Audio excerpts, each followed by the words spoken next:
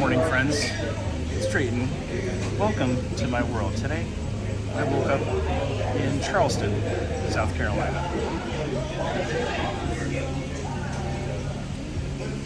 Stopped in a coffee shop. Got a coffee. Gonna start the day.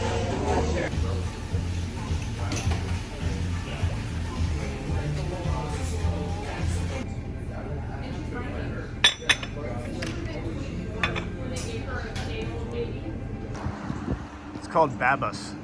Great coffee. I'm just walking around the streets here near where I'm staying. I found this really cool old fire station. 1888.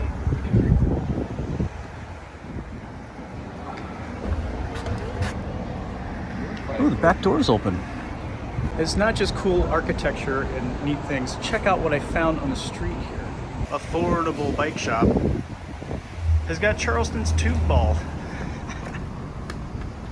Yep, it's a big ball of bicycle tubes. That's Tubesworth.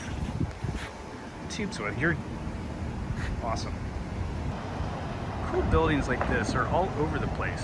It's filled with bars and coffee shops and people. There's a whole parking lot and seating area for food trucks. It's permanent. It's pretty cool.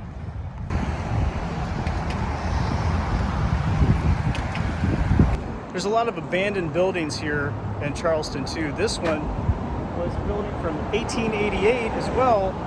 Laundry and cleaning building. Wide open door on the side. I poked my head in. I interrupted a card game being played by some moguls. It's been a while since I had a haircut, so I stopped in this place. Get this thing cut off. Something you don't see too often is booze on the street. It's booze pops. You can just get your liquor in frozen form, walk right down the street with it here. Not a bad idea. Pigs.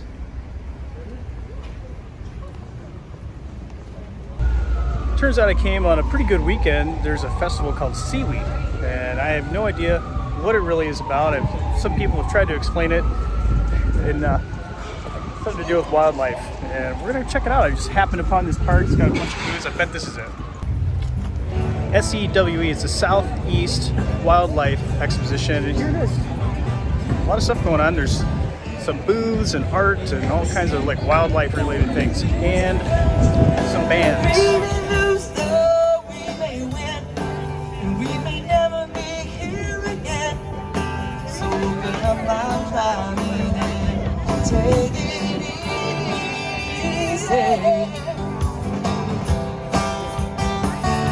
Take it easy. Take it easy.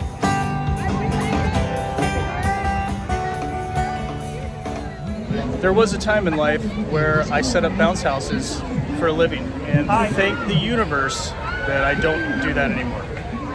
It looks fun. For the kids, it's really fun. Whoa, that is a big butt. What kind of sound is that? It's sort of a low hoot, but it's not like the yeah, nothing like that. It's sort of just a Another pop-up shop right next to the booze bus. Pretty cool vintage clothes. I'm gonna check it out. Got a line. Following the National Parks Passport book, we're going to take a little trip to Fort Sumter, a place I heard about as a kid in history class, but never got to make it here until today. Welcome. It's part of the National Park Service Liberty Square. A lot of stuff going on here. It's not just the fort. Fort Sumter National Monument.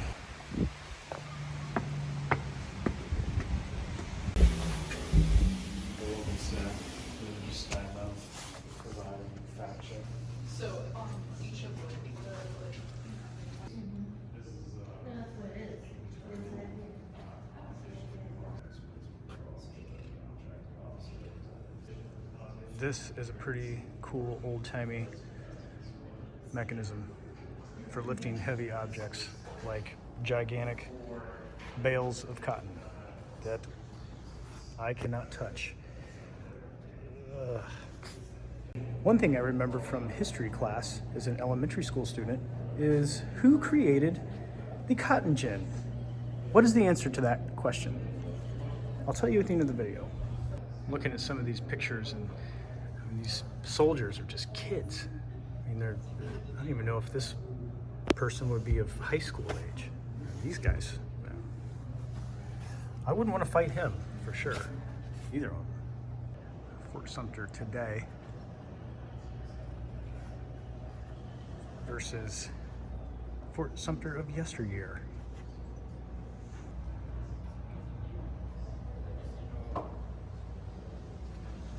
Here's some bricks, which earlier I learned were mostly in the area made by slaves. And see any of these old-time bricks, that's a major part of the occupation of being a slave here. Getting to the right place here. Yep. Am I in the right place? Yeah. Further over this way. Ah, yes.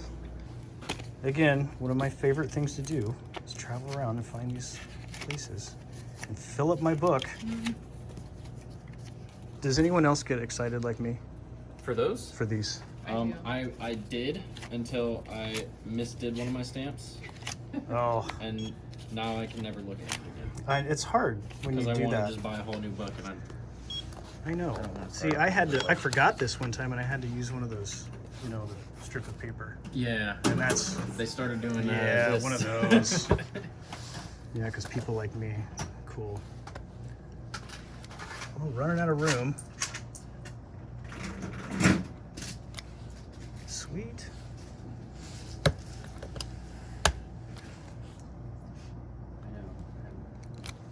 I just seen them. Awesome. The gift shop here has some cool stuff in it. Again, we have some mugs and some gunpowder, which is actually not gunpowder, it's just tea, but you know, you can pretend. Coffee. And some Christmas ornaments. That's cool.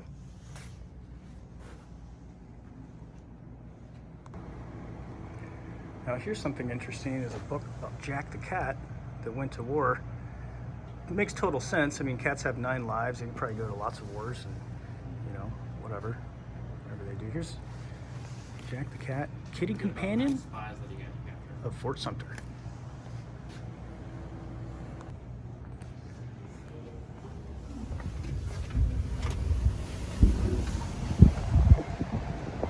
Right out back here of the National Parks building is a really nice view.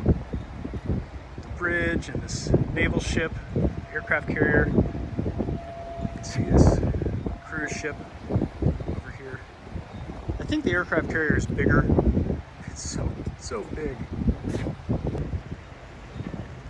Fort Sumter is not actually here at this location.